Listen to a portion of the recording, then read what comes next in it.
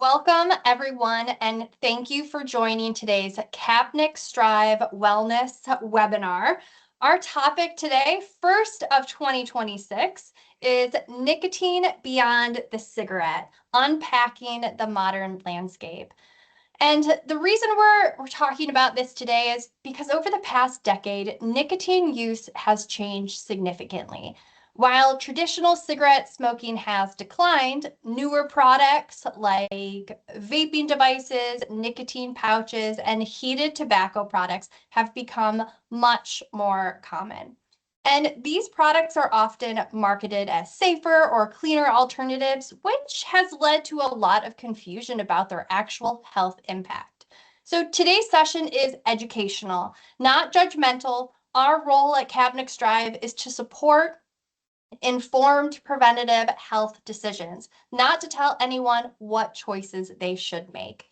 So by the end of today, or by the end of this webinar, you'll have a clearer understanding of how nicotine works in the body, how modern nicotine products differ from cigarettes, and what the evidence tells us about health risks and the so-called safer alternatives. To understand modern nicotine products, it helps to start with the one thing they all have in common: nicotine. Nicotine is a natural occurring chemical found in the tobacco plants, as you can see on this screen. It's a stimulant and one of the most addictive substances we know. So when nicotine enters the body, it activates the brain's reward system and releases dopamine, which reinforces the behavior and makes the brain want more. Nicotine also raises heart rate, blood pressure, causes blood vessels to narrow. We'll talk about that later. But these effects happen regardless of whether nicotine comes from a cigarette, a vape, or a pouch. And while nicotine itself drives addiction, many of the most serious diseases associated with smoking come from how nicotine is delivered, especially when tobacco is burned.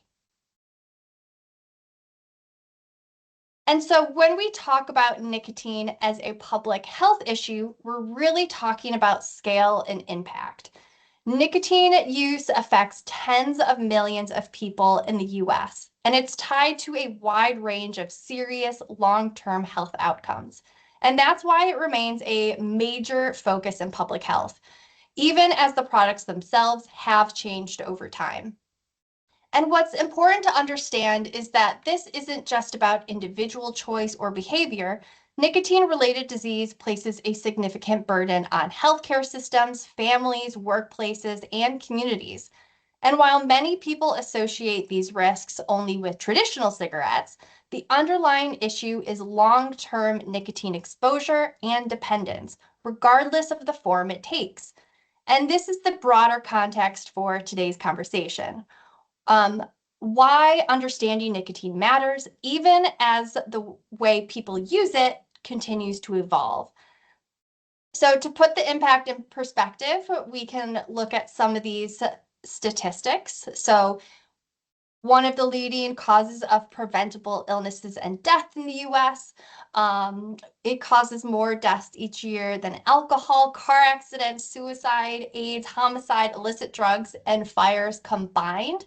And a third of all tobacco users will die prematurely.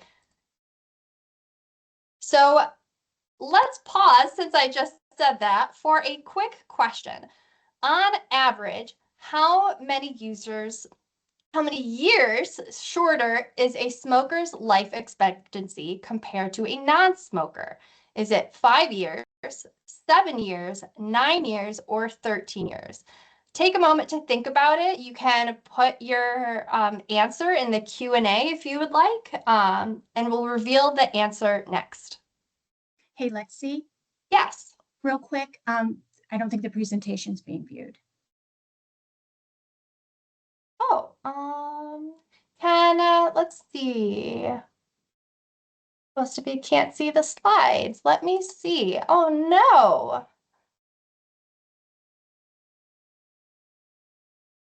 Was sharing. Let's see. There. There we go. Can everybody, I am so sorry about that. Can everyone see that presentation? You gotta love technology, right?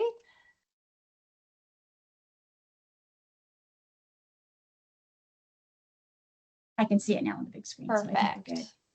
Awesome. So we first started talking about what nicotine is, that it is a naturally occurring chemical that's found in tobacco plants, and it's a stimulant and one of the most addictive substances that we know. We talked about why nicotine is a public health issue, one of the leading causes of preventable illnesses and deaths in the US. It causes more deaths than alcohol, car accidents, suicide, AIDS, homicide, illicit drugs, and fires combined.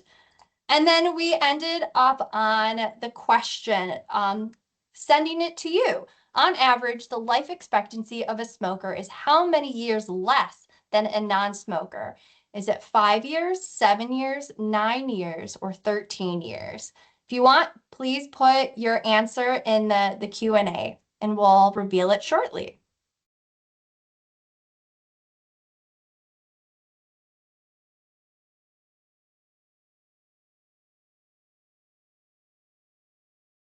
The answer is 13 years. And this number often surprises people, and not because smoking causes harm, but because of the magnitude of the impact. And when researchers look at long-term outcomes across large populations, smoking consistently shows up as one of the most powerful drivers of early death worldwide.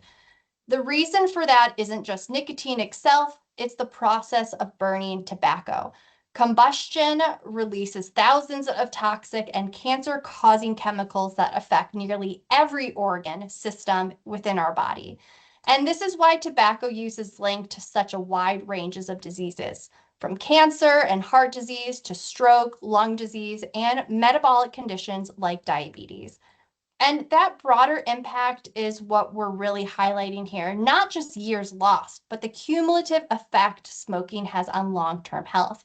And this distinction between nicotine and how it's delivered becomes especially important as we start talking about modern nicotine products. So after understanding how much harm comes from burning tobacco, a natural question is whether avoiding smoke makes nicotine safer. Well, smokeless tobacco is often viewed as a safer alternative because it doesn't involve inhaling smoke, but that assumption can be misleading. Even without combustion, these products still deliver significant amounts of nicotine and expose users to those chemicals that are known to cause cancer. The health risks are different from smoking, but they're still serious, particularly for oral health, digestive cancers, and cardiovascular disease. So it's an important pattern we'll keep seeing today. Reducing smoke exposure doesn't automatically eliminate health risk. So the answer to the true or false question on the screen, vaping or using e-cigarettes is a safe alternative to smoking. The answer here is false. And this question comes up more often with vaping. And vaping is frequently marketed as safer than smoking. And in certain comparisons, that may be true, but safer does not mean safe. E-cigarettes still deliver nicotine efficiently and expose the body to substances that can affect the lungs, heart, and blood vessels. Another important point is that vaping hasn't been approved as a smoking cessation tool. Many people don't fully switch. Instead, they use both cigarettes and vapes, which can actually increase your overall exposure.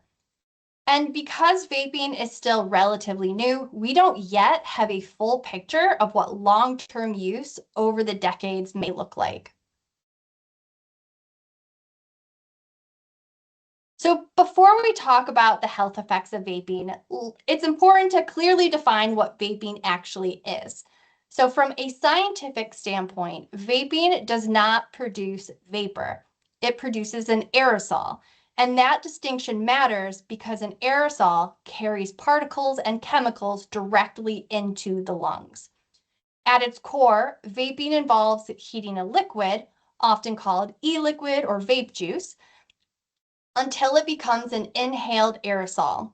Devices may look different and go by names like vape pens, pods, or mods, but they all function in essentially the same way. And these liquids can contain nicotine, flavoring chemicals, and other substances. Some devices may also be used with marijuana-derived products, depending on how they're modified. And one of the biggest misconceptions about vaping is that it's just harmless water vapor. But in reality, e-cigarette aerosol can contain very small particles that travel deep into the lungs, chemicals released from flavorings, and metals from the heating elements. And because of this, vaping doesn't just affect the person using the device, but people nearby can also be exposed. And importantly, according to the CDC, nearly 99% of e-cigarettes sold in the United States contain nicotine, even when the products are marketed as nicotine-free. So understanding what vaping actually involves helps explain why health experts continue to study its short and long-term health effects. So with that foundation in mind, let's look at what we know about the health effects of vaping. So specifically on what we know about the short-term and the potential long-term health effects of vaping. In the short term, vaping has been associated with symptoms like coughing, throat irritation, headaches, nausea, worsening asthma, allergies, or breathing problems. Some users also report chest discomfort or shortness of breath. And when it comes to longer term concerns, this is where uncertainty becomes important. Vaping has been linked to respiratory symptoms, cardiovascular strain, and lung injury, but these products haven't been around long enough for us to fully understand the long-term impact of sustained use. And you may remember news coverage of EVALI, so e-cigarette or vaping product use associated lung injury. Long name. Thousands of people were hospitalized, and many cases involved products with unknown or unregulated contents. And while cases declined after certain products were removed from the market, EVALI highlighted the risk of inhaling substances when product contents aren't fully known. And another concern sometimes discussed is popcorn lung, which is a condition involving scarring of small airways. Chemicals linked to this condition have been detected in some vaping aerosols, while confirmed cases directly caused by vaping are rare. The concern is that inhaling substances associated with irreversible lung damage carries long-term risk. So the takeaway here isn't panic, it's caution. Vaping is not harmless, and some effects may take years to fully emerge. And today's nicotine landscape looks very different than it did even a decade ago. So instead of just cigarettes, we now are seeing vaping devices, nicotine pouches, smokeless tobacco, and heated tobacco products. And these products differ in how nicotine is delivered, in levels, and exposure of those toxic substances. And however, none of these products are risk-free. Changing the delivery method may reduce exposure to smoke, but it does not eliminate nicotine addiction or health risks. I'm now going to pass this on to Renee. Thank you. So nicotine pouches are often marketed as tobacco-free, which can be confusing. What this means is that they don't contain the tobacco leaf, but they still contain nicotine. The nicotine is either synthetic or extracted and purified, and then placed into a pouch that sits between the gum and the lip. From the body's perspective, nicotine is still nicotine. These products avoid smoke and aerosol exposure, but they still raise the heart rate and blood pressure and maintain nicotine dependence. For some people, nicotine pouches can delay quitting entirely by keeping the addiction going, just in a different form. So let's talk a little bit about what nicotine does to the body physically. Lexi's touched on this a little bit throughout the presentation, but nicotine acts as a stimulant throughout the body. It raises the heart rate, increases blood pressure, and causes blood vessels to constrict. Over time, this places added strain on the cardiovascular system, even in the absence of smoke. Nicotine also affects circulation, which can reduce how effectively oxygen is delivered throughout the body. And these effects are especially important for individuals with existing heart disease, high blood pressure, or other cardiovascular risk factors. From a respiratory standpoint, inhaled tobacco or products like cigarettes and vapes can irritate the airways and worsen symptoms in people with asthma or other lung conditions. And during pregnancy, nicotine exposure is linked to impaired fetal brain and lung development, along with higher risk of low birth weight and pregnancy complications. So let's shift now from the physical effects to how nicotine affects the brain and the mental health.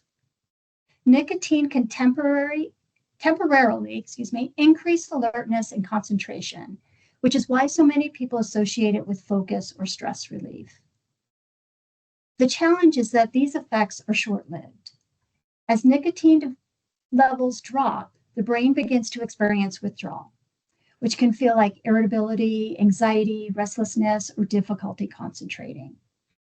And over time, this pattern can disrupt sleep, worsen baseline anxiety, and make mood regulation even more difficult. For teens and young adults, nicotine exposure is especially concerning because the brain is still developing, increasing vulnerability to stronger and more persistent addiction. So now that we've talked about how nicotine affects the mood and focus, the next slide shows why these effects are actually happening. So this slide helps explain how nicotine often feels calming at first, but then increases stress over time. When nicotine enters the body, it reaches the brain quickly and activates receptors that trigger dopamine release. That dopamine surge creates the sense of relief or reward. As dopamine levels fall, withdrawal symptoms begin, and that's where stress and irritability and the cravings come in. Those symptoms drive the urge for another dose, restarting the cycle. The brain wants what the brain wants here. Over time, this loop raises the baseline level, stress levels, meaning nicotine doesn't actually reduce stress. It teaches the brain to need nicotine to feel normal.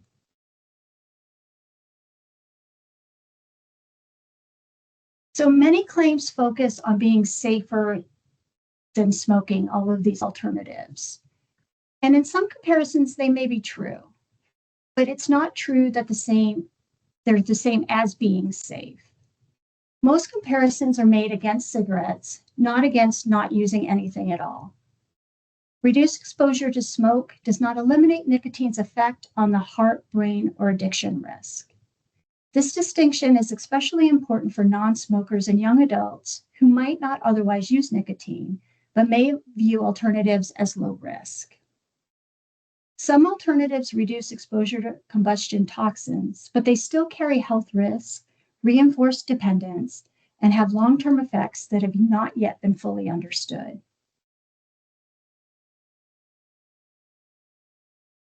But one of the most encouraging parts of this conversation is what happens when someone quits.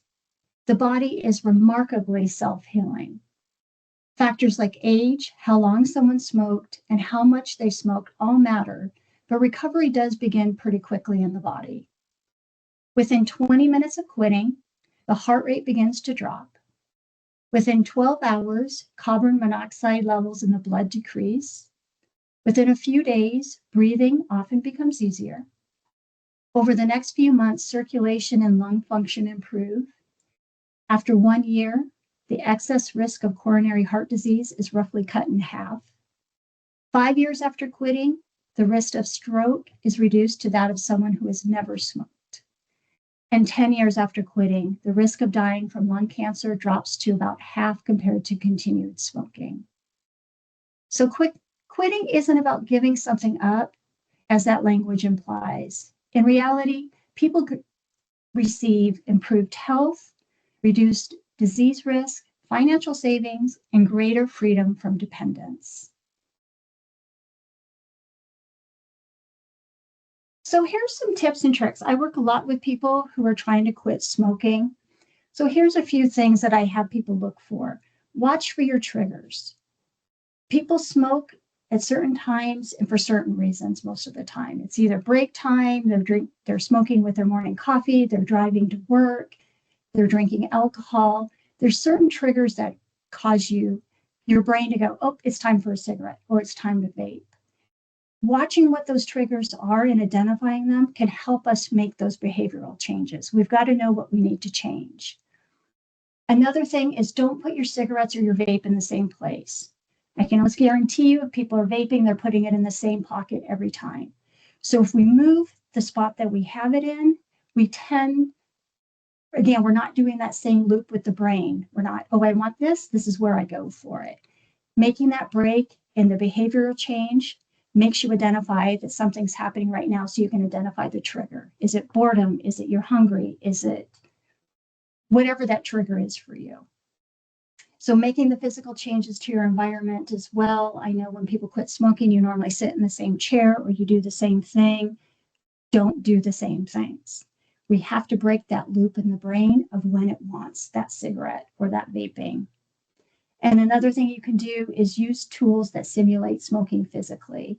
I've had participants who really like these like breathing necklaces. It sits on the lip. It's triggering the brain that it's like a cigarette because it's physically touching the lip.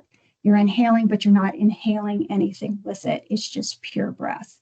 So those is something that I found that people have found effective in helping make these changes. Again, we've got to break that loop with the brain of it's a trigger, and this is why I want the cigarette or the vaping, the nicotine. So we can go on to the next one. Thanks, Lexi. So here's some online resources that are free. Smokefree.gov is a wonderful site. It can help you do a plan. It can actually show you how much money you're spending on cigarettes or vaping.